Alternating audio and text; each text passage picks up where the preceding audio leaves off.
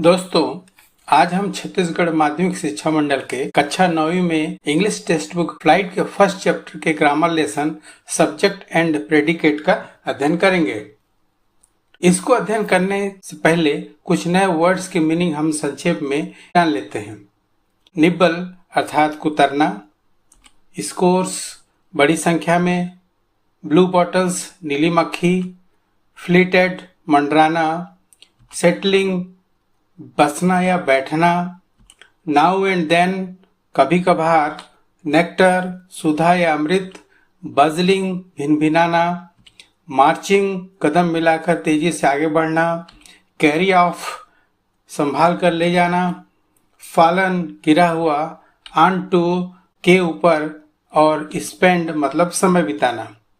अब English grammar में subject और प्रेडिकेट को समझना एक मकान की नींव बनाने जैसा है। जब आप सब्जेक्ट और प्रेडिकेट को समझ जाते हैं तब इंग्लिश लैंग्वेज पर अपनी पकड़ मजबूत हो जाती है। इसका अध्ययन हम इन 3 बिंदुओं पर करना आवश्यक है। पहला कंपोनेंट्स, दूसरा आइडेंटिफिकेशन मेथड और तीसरा इम्पोर्टेंस अर्थात महत्व। अब देखेंगे सेंटेंस के कंपोनेंट्स 2 भाग में होते हैं, सब्जेक्ट और प्रेडिकेट। सामान्यतः कोई भी साधारण इंग्लिश सेंटेंस जैसा कि अभी बताया गया 2 भागों में बांटा जा सकता है, सब्जेक्ट और प्रेडिकेट। इंग्लिश का हर सेंटेंस कम से कम एक सब्जेक्ट और एक प्रेडिकेट से बनता है। सब्जेक्ट अगर हमको जाना है तो 2 चीजें होती हैं। पहला हु और what the sentence is about और दूसरा यूजुअली ए नाउन और प्रोनाउन। सब्जेक्ट जिसके बारे में बात हो रही है वह डूअर ऑफ द एक्शन है, अर्थात कह सकते हैं कि सब्जेक्ट बताता है यह सेंटेंस किसके बारे में बता रहा है या किसके बारे में बात कर रहा है। यह सब्जेक्ट सामान्यतः नाउन या प्रोनाउन होता है। अब प्रेडिकेट में भी 2 पोर्शन है या 2 भाग है या 2 टाइप से डिवाइड कर सकते हैं। पहला व्हाट द सब्जेक्ट इज या और डज और दूसरा इट स्टार्ट्स विथ वर्ब। मतलब प्रेडिकेट आपको बताता है कि सेंटेंस का सब्जेक्ट क्या है या क्या कर रहा है। मतलब प्रेडिकेट हमेशा सब्जेक्ट के बारे में ही डिस्क्राइब करता है। किसी भी सेंटेंस का प्रेडिकेट हमेशा वर्ब से शुरू होता है। अब आइडेंटिफिकेशन मेथड देखेंगे तो आइडेंटिफिकेशन मेथड 3 प्रकार से होता है। पहला है फाइंड द वर्ब, दूसरा आस्क हु और what is performing the action और तीसरा everything except the subject is predicate. अर्थात सेंटेंस में सब्जेक्ट और प्रेडिकेट पहचानने के लिए मेन वर्ब जो कि एक्टिव वर्ब है या स्टेटिव वर्ब हो उसकी पहचान करनी है। उस वर्ब के आधार पर क्वेश्चन पूछेंगे कि हु इज डूइंग और परफॉर्मिंग द एक्शन, वह कार्य कौन कर रहा है। इस प्रश्नों के उत्तर प्राप्त होने पर उसको हम सिंपल स्टेटमेंट के रूप में कन्वर्ट करके सब्जेक्ट और प्रेडिकेट का पता कर सकते हैं। अब हम देखेंगे इसके इम्पोर्टेंस क्या है, मतलब सब्जेक्ट और प्रेडिकेट जानने का इम्पोर्टेंस क्या है। सबसे पहला है subject verb agreement. English sentence के सब्जेक्ट और प्रेडिकेट की स्पष्ट समझ से ग्रामेटिकल एरर्स में सुधार होगा, क्योंकि ज्यादातर गलतियां सब्जेक्ट वर्ब एग्रीमेंट को लेकर होती है। दूसरा, to understand complex sentences.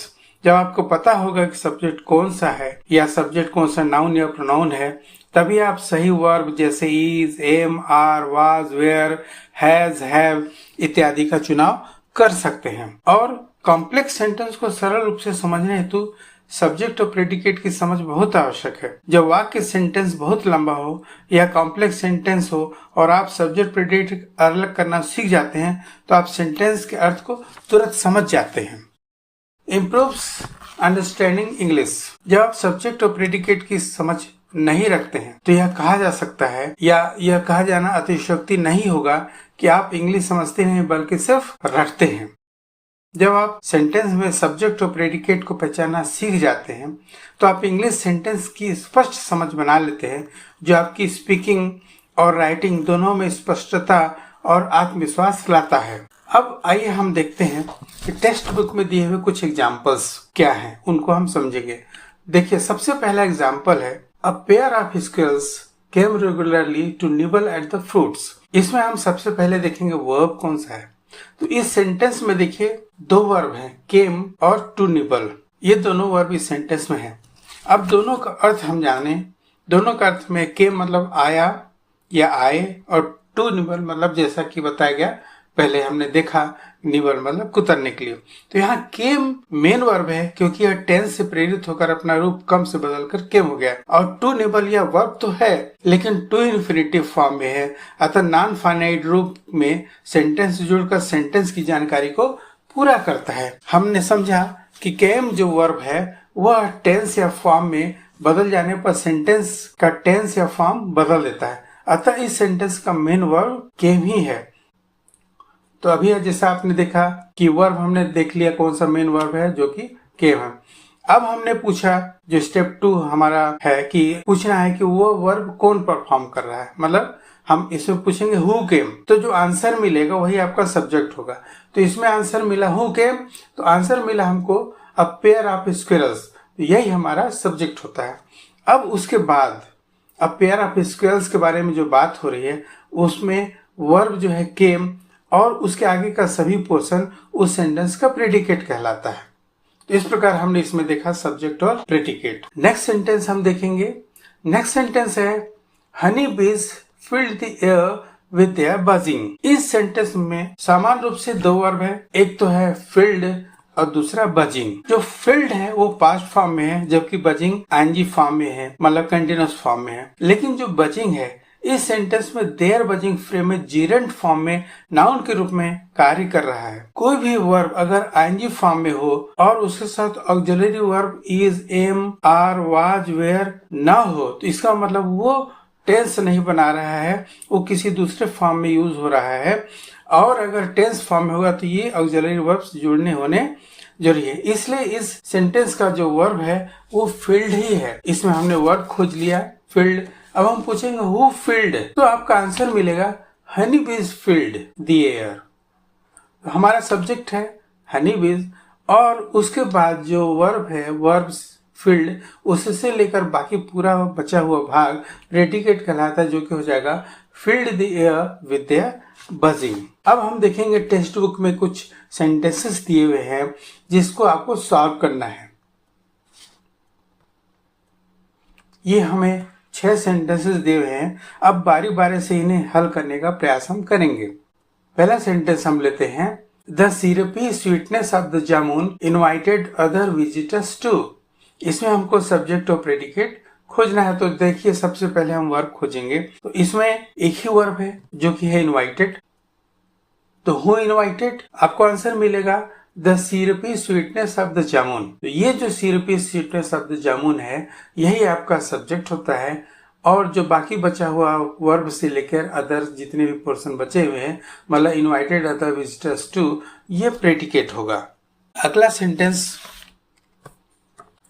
A pair of squirrels who lived in a nearby bamboo grove came regularly to nibble the fruits. सबसे पहले हम वर्ब खोजेंगे। इसमें वर्ब देखिए इस सेंटेंस में पहला तो लिव्ड है, फिर दूसरा है केम और तीसरा है निबल। लिव्ड जो है predicate of relative clause, who lived in a nearby bamboo group, उसका प्रेडिकेट फॉर्म में है। यह स्क्विरल को दर्शाता है, मतलब स्क्विरल की स्थिति के बारे में शो करता है। तो ये आपका मेन वर्ब नहीं हो सकता। टू निबल, ये भी टू निबल, मतलब निबल तो है लेकिन टू निबल है, मतलब इन्फिनिटिव है, तो इन्फिनिटिव के रूप में है, तो ये आपका मेन वर्ब नहीं होगा। तो जो केम है यही मेन वर्ब है चूंकि फाइनाइट वर्ब है और सब्जेक्ट के बारे में बता रहा है कि सब्जेक्ट क्या कर रहा है। तो आपका जो वर्ब हुआ ये हो गया केम।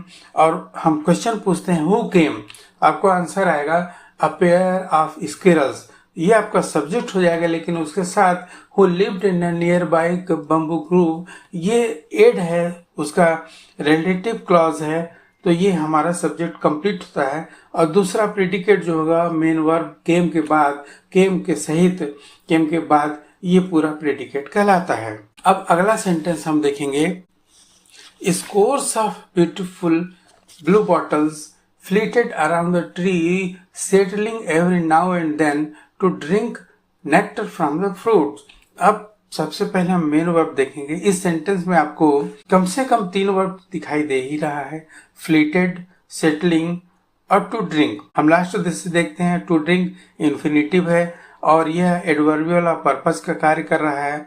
सेटलिंग प्रेजेंट पार्टिसिपल है, आईएनजी है, लेकिन उसमें चूंकि आप देखें सेटलिंग के पहले कोई भी ऑक्सिलरी वर्ब नहीं है, इसका मतलब ये पार्टिसिपल के रूप में कार्य कर रहा है, जो कि phrase settling every now and then के साथ है, इसका मतलब ये मेन वर्ब नहीं है।